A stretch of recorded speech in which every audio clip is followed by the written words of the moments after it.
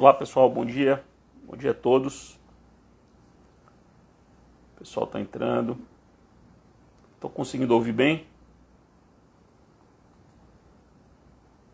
Me digam aí se está tudo bem com o som.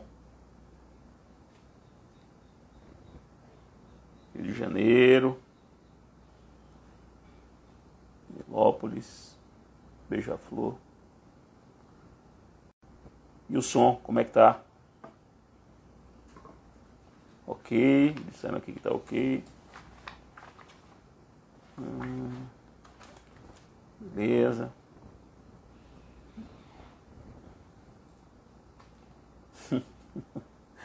O pessoal tá minha esposa tá me vendo aqui. O pessoal tá monitorando a minha maquiagem. Tá dizendo que eu tô sem maquiagem. Pelo menos a camisa branca eu botei. O som tá bom. Ceará, Amazonas, Rondônia, mais um do Ceará, Maranguape, gente aí do Brasil todo, Santa Catarina. Tem mais aí? O que tem aí de gente? Curitiba, Santa Catarina de novo, Balneário Camboriú, Minas, Mato Grosso do Sul, Brasília, Mar do Ceará, massa, Minas Gerais, Eunápolis, Itumbiara, Goiás, Porto Alegre, São Paulo, Paranavaí, Paraná de novo, Teixeira de Freitas na Bahia, gente de tudo quanto é lugar, Goiás. Vamos esperar aqui mais uns 30 segundos para a gente começar. O tema de hoje, conforme está aí registrado no comentário que ficou fixado, é autocomposição e tutela coletiva. Um tema importantíssimo para compreender o sistema brasileiro de tutela coletiva. Um tema que vem ganhando muita força nos últimos anos, cada vez mais. E é interessante como é um tema pouco compreendido, pelo menos no meu modo de ver. João Pessoa, Caruaru, Belo Horizonte, Pará. O pessoal aqui pedindo para eu continuar com as lives pós-pandemia. É uma boa reflexão. A questão inclusive porque a gente não sabe o que vai ser do mundo pós-pandemia, né? Mas eu gostei, achei que ficou interessante. É um momento até de eu dar uma relaxada aqui conversando com a galera ao vivo, vendo os comentários aí, vendo o Brasil todo conversando. É até um momento de relaxamento, acreditem. Fortaleza, pessoal pedindo para eu lançar um curso no LFG. Eu já tenho, né? Eu tenho, quem quiser acessar a página do LFG vai ver que tem uma possibilidade de você comprar umas 40 aulas minhas, né, com temas variados, e mais a pós-graduação online, né, pelo LFG, está tudo atualizado lá. Dê uma olhada no site. Greta falando. Piauí, Teresina, é isso. Luiz Felipe, meu amigo, tá aí. Quebec no Canadá, gente do Canadá. Massa. Vamos lá, vamos começar.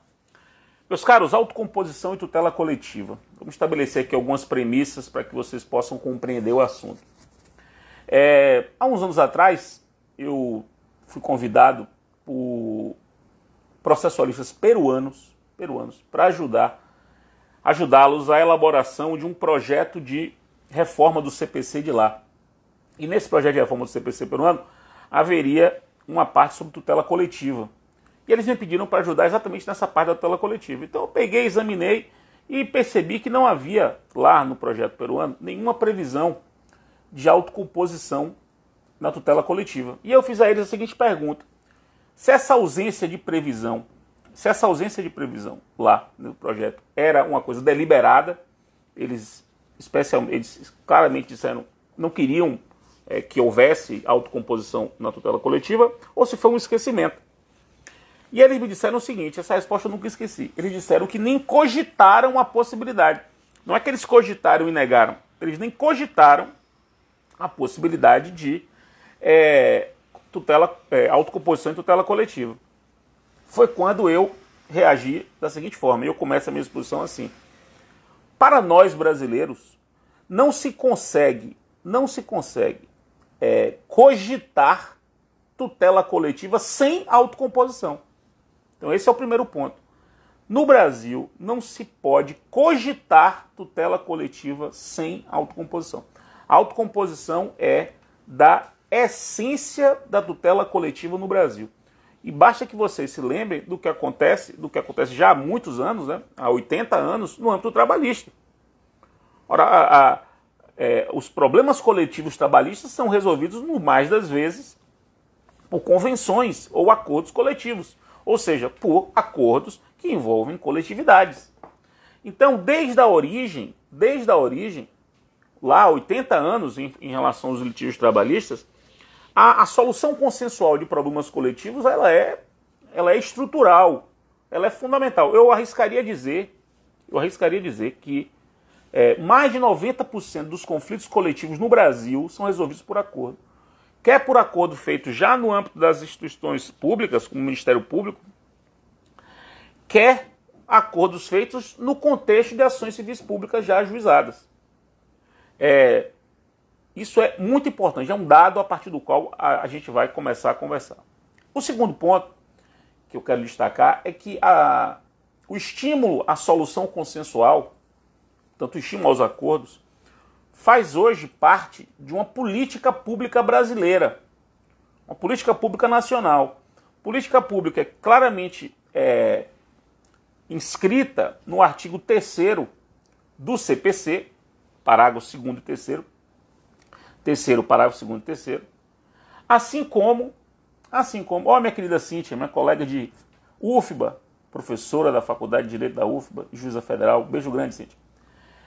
Além do artigo 3º, parágrafo 2º e 3º do CPC consagrarem essa política pública de solução consensual dos conflitos, há também uma resolução do CNJ, a resolução antiga, a resolução 125 de 2010 do CNJ, que estabelece essa política pública. Inclusive, essa resolução foi a que inspirou o CPC a encampar essa política.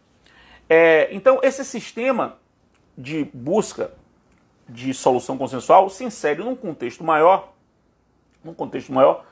que é o contexto da chamada justiça multiportas. Justiça multiportas é um termo interessante que precisa ser difundido. O que é essa ideia de justiça multiportas? A ideia de que se pode alcançar a justiça, portanto, se pode alcançar a soluções adequadas e justas dos problemas por diversas portas, e não apenas pela porta tradicional do judiciário.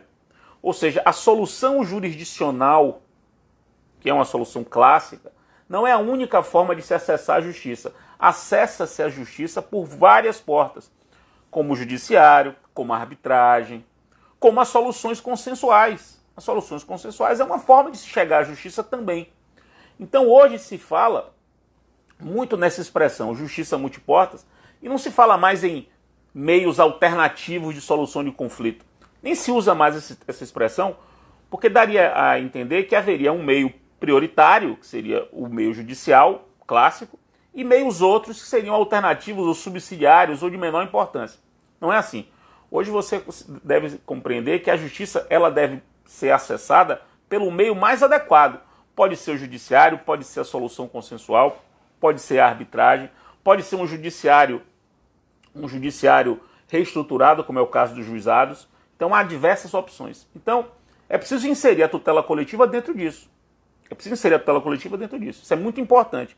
E aí entra um dado que também cabe nessa nossa discussão aqui, que é o seguinte: o Ministério Público, ou o Conselho Nacional do Ministério Público, ele percebendo a necessidade de inserir o Ministério Público nesse contexto de justiça multiportas, e portanto de uma justiça que também pode ser alcançada pelo consenso, o CNMP editou em 2014 a resolução 118, de dezembro de 2014. Essa resolução 118 de 2014 é uma resolução que pretende deixar claro o papel do Ministério Público num contexto em que a justiça coletiva, que é a justiça perseguida pelo Ministério Público no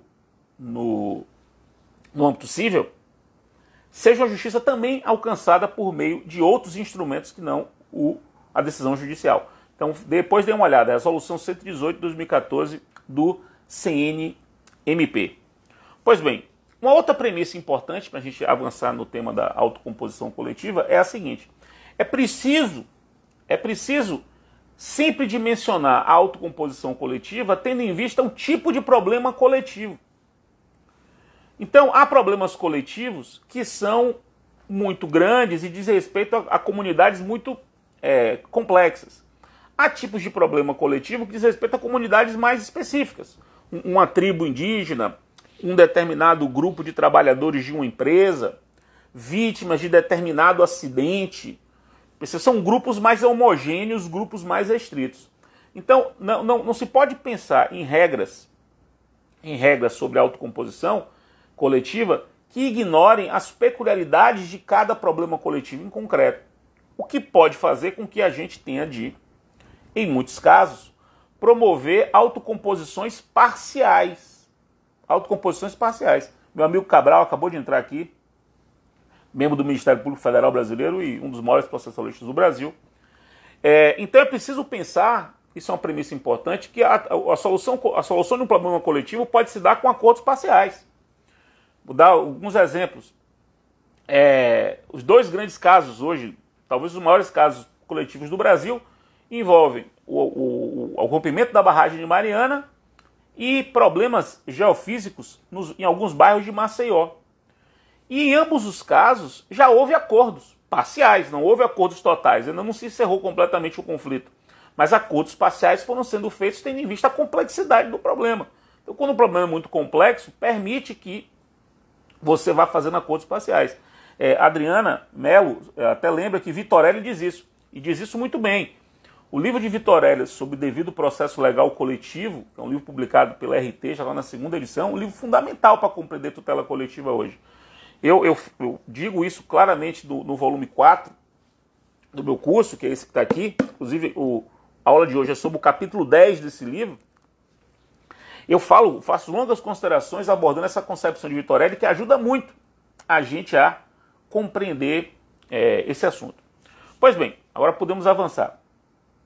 Um outro ponto importante no estudo da autocomposição coletiva é que o mais conhecido instrumento de autocomposição coletiva é o TAC, o Termo de Ajustamento de Conduta, que na verdade deveria ser CAC, Compromisso de Ajustamento de Conduta. Mas as pessoas, de modo geral, se usa muito TAC. Ou é Termo de Ajustamento de Conduta, ou é Compromisso de Ajustamento de Conduta. O TAC, ele está previsto na Lei de Ação Civil Pública, em 85, e previsto nas resoluções 23 e 197 do CNMP, quer dizer, além da 118 que eu mencionei, a 23 e a 197 do CNMP disciplinam os TACs celebrados pelo Ministério Público. Além da Lei de Ação Civil Pública e das resoluções, é preciso lembrar que nós temos também sobre o TAC, a Lei 9469 de 97, que cuida do TAC envolvendo a União, E nós temos também a LINDB, que no artigo 26 traça diretrizes gerais para um TAC de acertamento ali previsto. No artigo 26 da LINDB. Então, você tem aí uma constelação de normas que disciplinam um TAC. É um pouco desorganizado isso, mas é preciso compreender que o TAC, a regulamentação do TAC, ela decorre de todas essas regras. Lei de Ação Civil Pública, resoluções do CNMP, 23, 118, 197, Lei 9469, naquilo que diz respeito à União, LINDB, que também traz o artigo 26 da LINDB, traz uma importante contribuição sobre isso. Esse regramento, ele basicamente diz o seguinte, que o TAC, nesses casos todos, está pensado para a solução de problemas relativos a direitos difusos e coletivos nesse distrito. Não há previsão aí de solução para direitos individuais homogêneos. Não há previsão expressa. Não há. Há regulamento de TAC para esses dois, difusos e coletivos desse distrito. Segundo, o TAC pode ser celebrado fora da justiça, extrajudicialmente, e muitas vezes celebrado, mas também pode ser celebrado em juízo. E aí vai ser um TAC que vai ser homologado judicialmente. E o TAC, por esse regramento todo, ele pode ser celebrado por órgãos públicos legitimados à tutela coletiva. Órgãos públicos legitimados à tutela coletiva. Então, essas são as características gerais do TAC. Órgãos públicos podem ser legitimados, os TACs podem ser celebrados antes ou durante o processo coletivo, normalmente são celebrados antes. E os TACs foram pensados para resolver problemas de natureza difusa ou coletiva. Ainda não há um regramento muito claro dos TACs que digam respeito a direitos individuais homogêneos. Por isso, só o TAC envolvendo direitos individuais homogêneos que pode acontecer, e aí não será... a gente só vai usar o termo TAC aqui por metonímia. Eu entendo que é possível falar em acordos para resolver problemas relativos a direitos individuais homogêneos. É possível. Mas esses acordos não serão TAC, porque o TAC tem aquelas características. Esses acordos têm uma outra conformação. E o problema é que eles não têm previsão expressa. Então você tem que construir soluções a partir de analogias. É claro que as previsões para o TAC podem ajudar na solução dos acordos envolvendo direitos individuais homogêneos. Claro, é um bom ponto de partida. Mas percebam, por exemplo, que acordos envolvendo direitos individuais homogêneos podem ser celebrados por associações. E isso costuma acontecer. Isso costuma acontecer. E as associações não são entes públicos previstos como legitimados para tutelar o TAC. Notem também que um acordo envolvendo direitos individuais homogêneos é um acordo que tem de ser pensado como um acordo modelo, ou seja, estabelecendo modelos de acordo caso as vítimas aceitem esses termos.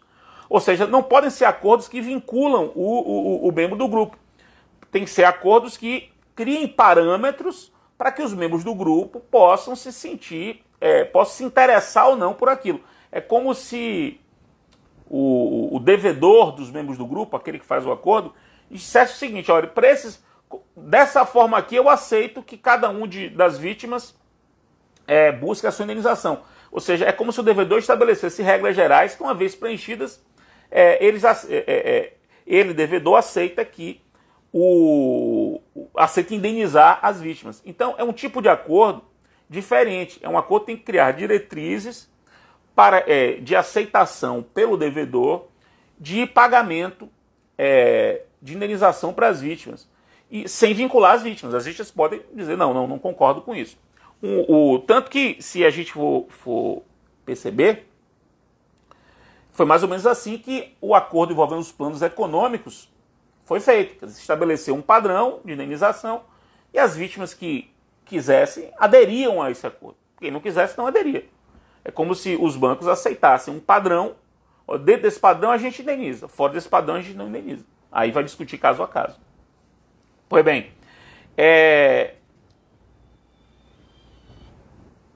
e aí, deixa eu só...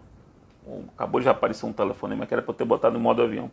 E claramente telefonema de call center, o que é uma coisa bizarra. Então, nós temos uma falta de legislação sobre o assunto.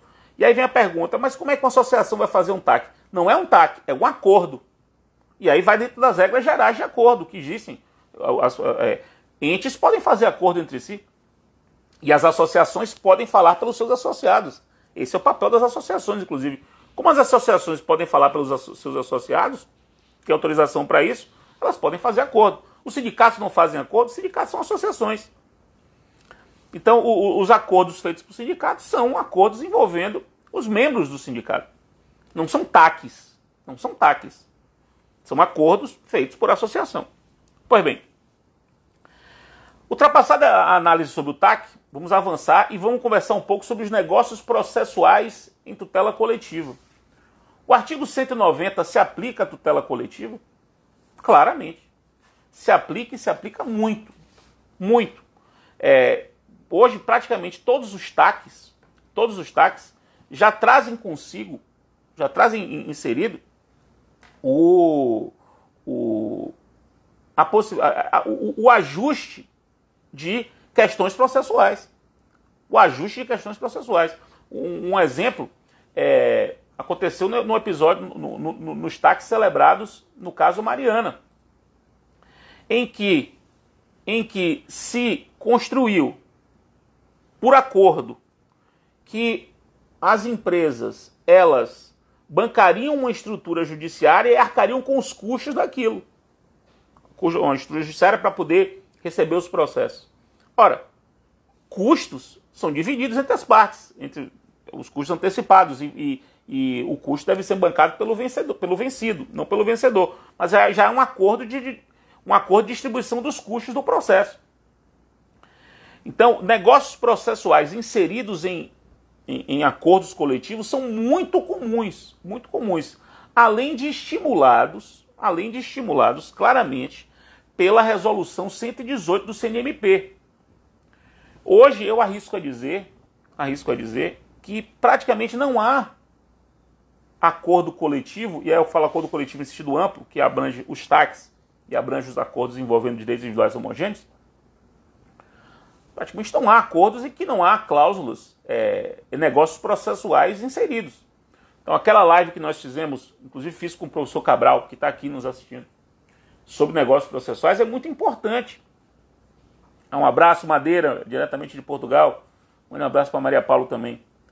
É muito importante perceber que o artigo 190 do CPC se aplica aos acordos coletivos. É muito importante, muito importante.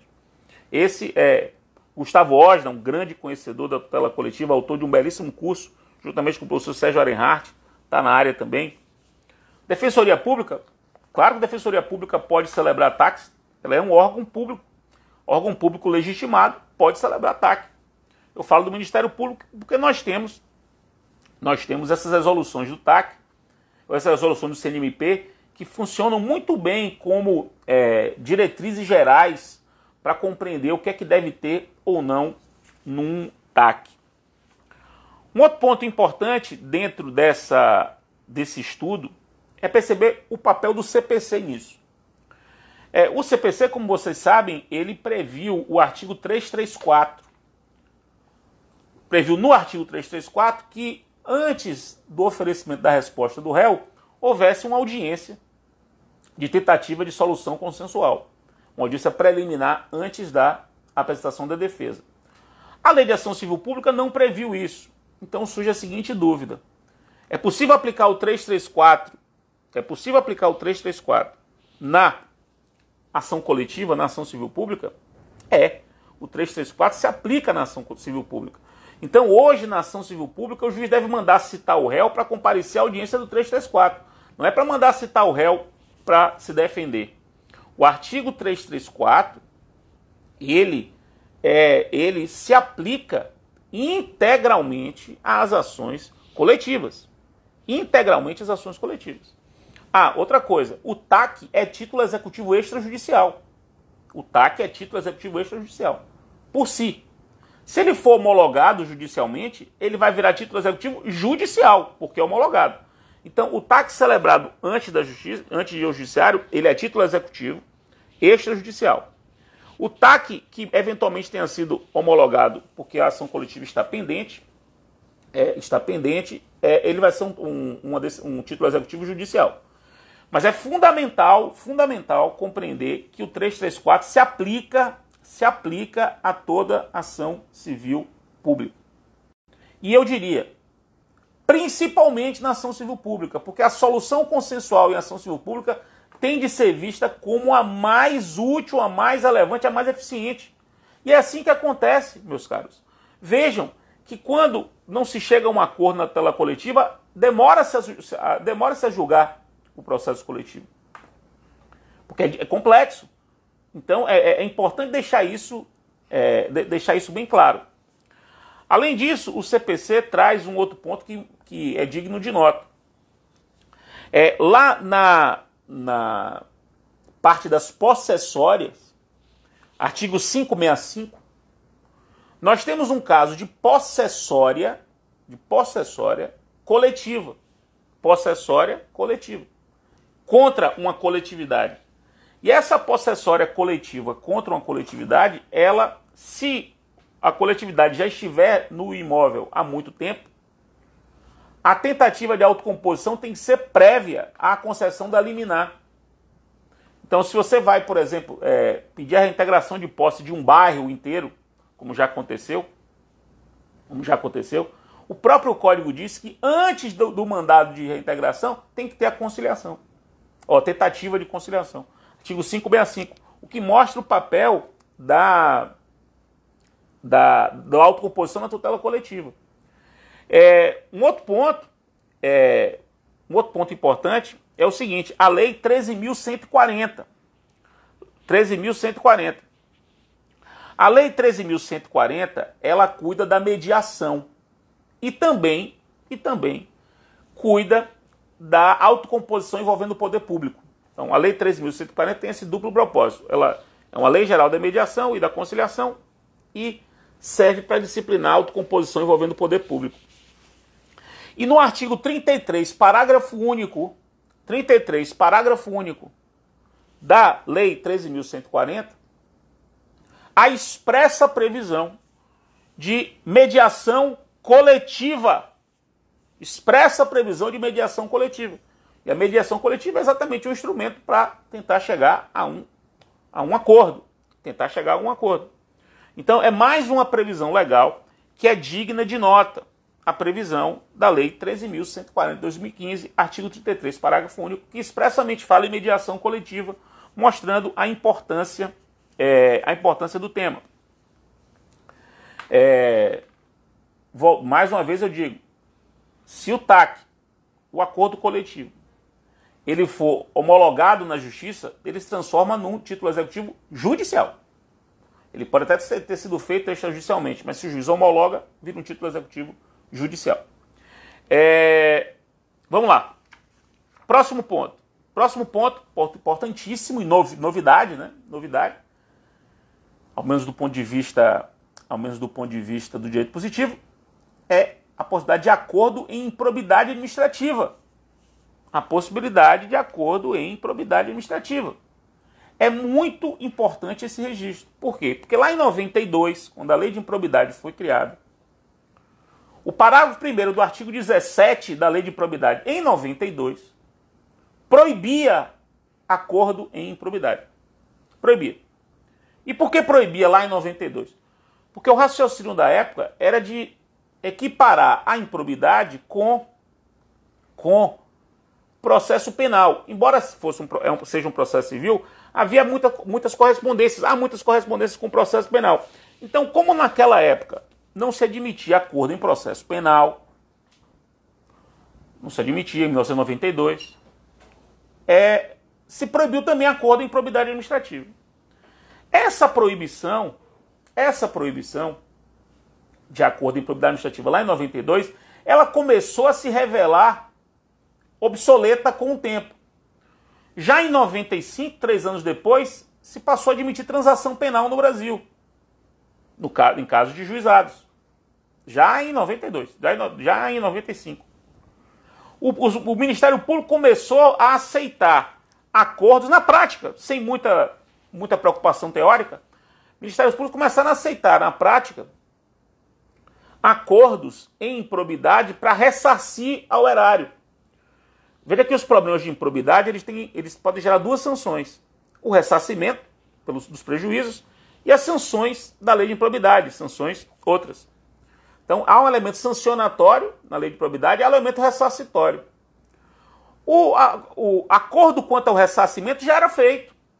Independentemente do artigo 17, parágrafo 1º, já se fazia isso na prática. Então, aí começou a, primeiro, permitir acordo em processo penal, lá no âmbito dos juizados. Depois, começou a haver uma invasão da consensualidade para todo o direito administrativo. Todo. Que acabou desbordando nos acordos de leniência, acabou desbordando na colaboração premiada em processo penal. E com a Lava Jato e a colaboração premiada, no contexto da colaboração premiada, o Ministério Público propunha acordos que diziam respeito à improbidade, dizendo mais ou menos assim, já que eu resolvo o problema penal, a solução desse problema penal contém a solução do problema de improbidade administrativa. E já resolvia tudo de uma vez só. Isso era uma prática que acontecia. Prática essa que acabou redundando naquela resolução 179 de 2017 do CNMP, que eu mencionei há pouco. Quem pegar a resolução 179 de 2017 do CNMP vai perceber que há uma pressuposição nessa resolução de acordos em improbidade. Ou seja, a coisa começou a se tornar uma regra obsoleta. Até que no ano passado, no contexto do pacote anticrime, aprovado em dezembro de 2019, o artigo 17, parágrafo 1º da Lei de Improbidade foi alterado. Desapareceu a proibição de acordo em improbidade. E ao contrário, apareceu o parágrafo 10A. O parágrafo 10A do artigo 17, que expressamente fala em solução consensual e improbidade. O parágrafo 10A do artigo 17 da Lei de Improbidade agora é expresso ao permitir a possibilidade de acordo em improbidade. Expresso. E o antigo parágrafo 1º do artigo 17 agora fala na possibilidade de um acordo típico chamado acordo de não persecução cível. Um acordo de não persecução cível, que é um acordo processual, um pacto de non petendo, numa linguagem em latim para ficar sempre mais importante. É um pacto de non petendo. Então, a lei de improbidade, ela não só previu expressamente a possibilidade de solução consensual, agora, como ela previu expressamente um acordo típico, que é o acordo de não persecução cível. Então, o pacote anticrime acolheu críticas que vinham de todos os lados. Eu e o professor Zanetti, nesse livro, nesse capítulo 10 aqui, já há muitas edições, defendíamos acordo em improbidade administrativa, mostrando que a antiga regra da lei de improbidade era uma regra obsoleta. Ela estava obsoleta. Obsoleta mesmo, pela transformação do direito positivo de lá para cá. Eu, Daniela Bonfim, professor Cabral, Zanetti, nós defendíamos a colaboração premiada em improbidade administrativa como um negócio atípico. Você pegava o 190 do CPC e aplicava a improbidade administrativa, usando como paradigma a colaboração premiada para o processo penal. E já se admitiu colaboração premiada em improbidade administrativa na justiça, mesmo antes do pacote anticrime. Agora não há mais dúvida, porque não há mais a proibição de acordo em improbidade. Ao contrário, há uma expressa previsão de acordo, possibilidade de acordo, e a colaboração premiada é um acordo. Isso é um negócio, né? Não é mais um contrato do que um acordo. É um contrato, mas é um negócio que pode ser atípico com base no artigo 190. Com base no artigo 190. Então, a doutrina ajudou muito nessa construção, que acabou redundando no pacote anticrime, né? Há outros tantos autores que defendiam isso, mas eu, Daniela Bonfim, Cabral, a gente falava isso já há muito tempo. Temos textos escritos há muito tempo sobre o assunto. Inclusive encampados lá no TRF4, por exemplo, no contexto da Lava Jato, foi aceito expressamente a homologação, acordo em colaboração premiada. Expressamente. Pois bem, então esse é um ponto muito importante. Um outro ponto importante que é digno de registro, eu falei na live passada e volto a mencionar aqui no contexto da aula, que é o papel que a produção antecipada de prova pode exercer no contexto da autocomposição coletiva. Porque a produção antecipada de prova, ela funciona como um instrumento para facilitar o acordo, a partir da percepção de que, a depender do que a prova resultar, o acordo vai ficar mais barato. Então é um instrumento interessante para convencimento quanto ao acordo. Como agora a produção antecipada de prova pode ser proposta por qualquer legitimado, não se restringe ao inquérito civil, que é a exclusividade do Ministério Público, o uso da produção antecipada de prova para facilitar o acordo coletivo não pode ser ignorado.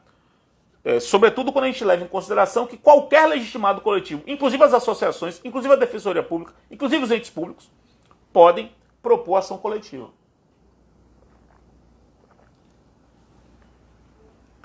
Um outro ponto que merece registro, e com ele eu vou encaminhando para o final, problema sério, que não tem uma regulamentação expressa e precisa, que é o seguinte,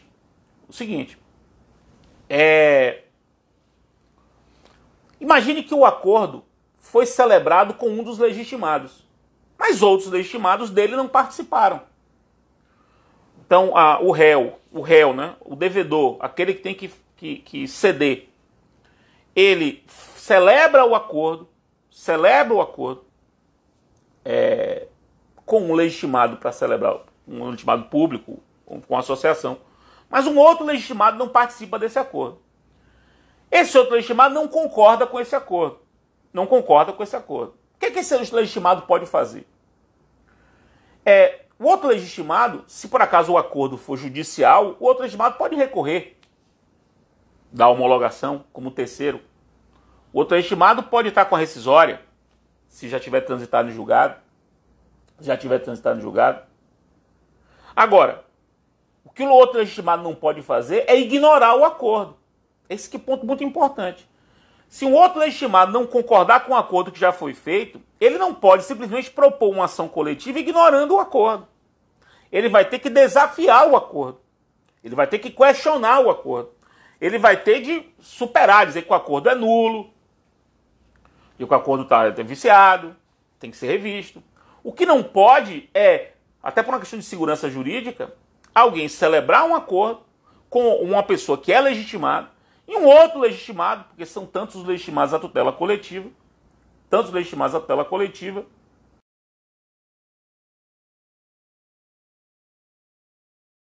às vezes um acordo foi cumprido, e propor uma ação coletiva como se não houvesse amanhã, ou como se não tivesse havido solução do direito. O direito coletivo é um só. Se ele já foi efetivado de um jeito, o que o outro legitimado pode dizer é que isso é insuficiente. Ele não pode ignorar aquilo. Ele não pode dizer, imagina, o cara, o sujeito pagou R$1 milhão de indenização. Aí o outro legitimado entende que é pouco. Então, ele pode dizer que isso aqui é insuficiente, dizer que o contrato dessa parte tem que ser revisto e propor uma ação para revisar o termo. Mas ele não pode ignorar o termo. Então, é muito importante isso para dar segurança jurídica. Até se tentou, no contexto da reforma trabalhista, que houvesse uma previsão expressa de que, uma vez assinado o acordo, acabou. Nenhum outro legitimado poderia discutir.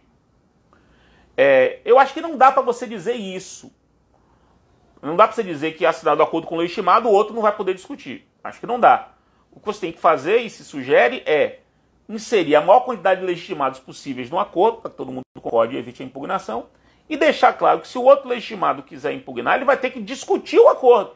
Ele não vai poder ignorar o acordo, ele vai ter que superar o acordo, revisando ou invalidando o acordo. Então, meus caros, perceba, eu fiz um panorama aqui. Um ponto também que eu não falei, desculpem, era para eu ter falado. Ponto que passa despercebido.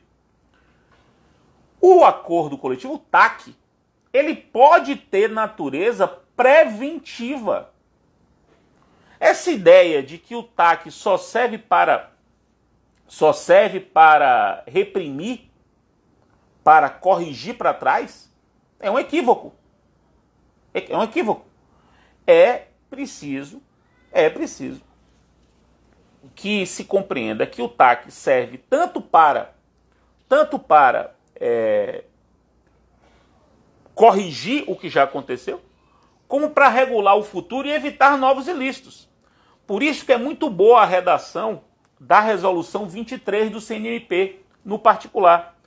Porque a resolução 23 do CNMP expressamente diz que o TAC serve para cuidar de ameaça ou de lesão a direito. Ameaça ou de lesão a direito. Até perguntaram aqui sobre TAC eleitoral. É um tema excelente, isso é muito pouco estudado.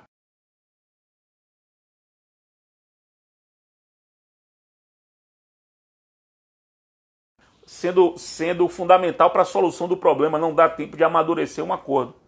Mas é muito importante. Me pergunta aqui, no acordo dos planos econômicos foi estabelecida a suspensão da tramitação do tema.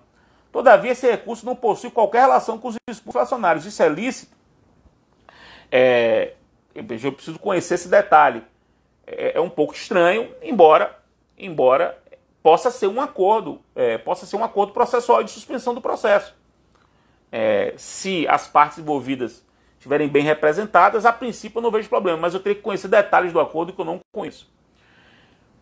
Me perguntam, é possível um TAC estruturante? Quer dizer, um TAC que sirva para estruturar? Totalmente. O TAC de Mariana é um TAC estruturante. Um TAC que estabelece programas de reestruturação. Programas de reestruturação é um TAC de 200 páginas. 200 páginas. Estabelecendo realmente todo um procedimento, todo um programa de reconstrução dos problemas de Mariana. Então, TAC estruturante é bem possível. Como se fosse um TAC quadro, né? Um TAC programático. Eu mesmo estou, agora, nesse momento da minha vida, participando de uma discussão para fazer um TAC estruturante. Nesse momento agora. Me perguntam, Fred, a conversão da ação individual em coletiva foi vetada pela presidente Dilma, artigo 336 do CPC. Eu posso fazer um acordo, quer dizer, por negócio processual fazer a conversão? Sim, isso já foi feito.